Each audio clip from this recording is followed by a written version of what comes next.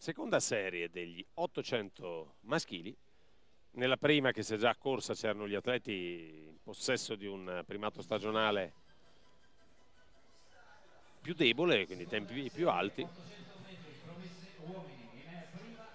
C'è un 1.53.91 da battere per tutti questi. Jacopo Lahbi, figlio d'arte, come già figlio d'arte Cristiano Zingales, Claudio Nacca.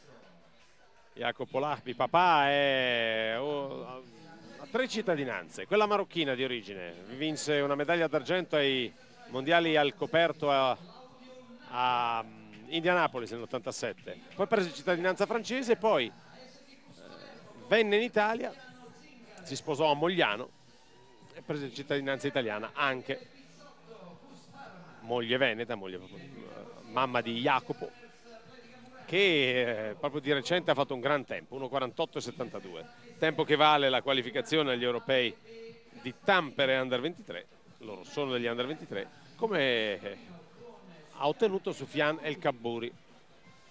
Cristiano Zingales è figlio di Rosario Zingales, che negli anni di Antibo, dei Gemelli Selvaggio,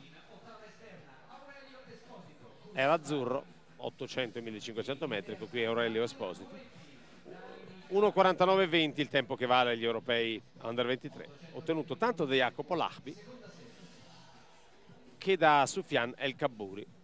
Soufiane El Kabbouri è diventato italiano, Jacopo Lahbi lo è sempre stato perché è nato in Italia, e questo conta relativamente poco ai fini dell'ottenimento della cittadinanza, ma da genitore, mamma italiana, ma anche papà, perché papà aveva già preso la cittadinanza italiana. Si fa fatica ad orientarsi. Tanto un fisico per Jacopo Lahbi strepitoso, queste gambe che ruotano, mulinano, infinite, un super longilineo.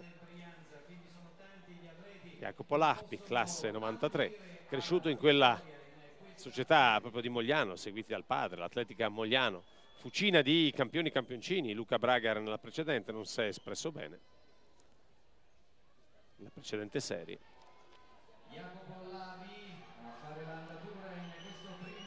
Matteo Orlandi della Running Club Futura Roma ha ottenuto 1.53.91, Mohamed Ismail Traoré 1.54.13, Arturo Villa 1.54.71. La gara era stata tirata da Luca Riponi, che poi era finito a 1.56.43, e parte Esposito come una sassata,